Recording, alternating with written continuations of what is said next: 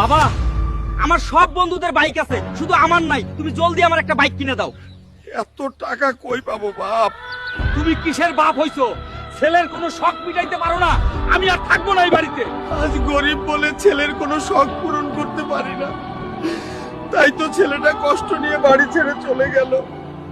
Doctor সাহেব, আমি আমার একটা চোখ আর একটা কিডনি বিক্রি করতে চাই, ব্যবস্থা করেন। বলেন কি চাচা, এই বয়সে আপনি এসব বিক্রি করতে চাচ্ছেন কেন?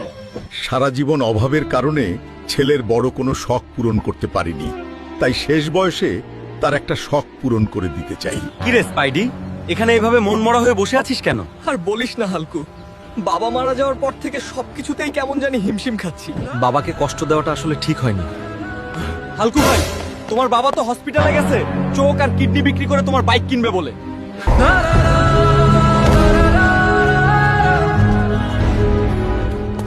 বাবা, আমার বাইক লাগবে না, তোমাকেই লাগবে। মাফ করে দিও আমাকে। পকেট খালি হলে বাবারা কাঁদে না, কাঁদে তখনই যখন ছেলের চাওয়া পূরণ করতে পারে না। বাড়ি চল বাবা।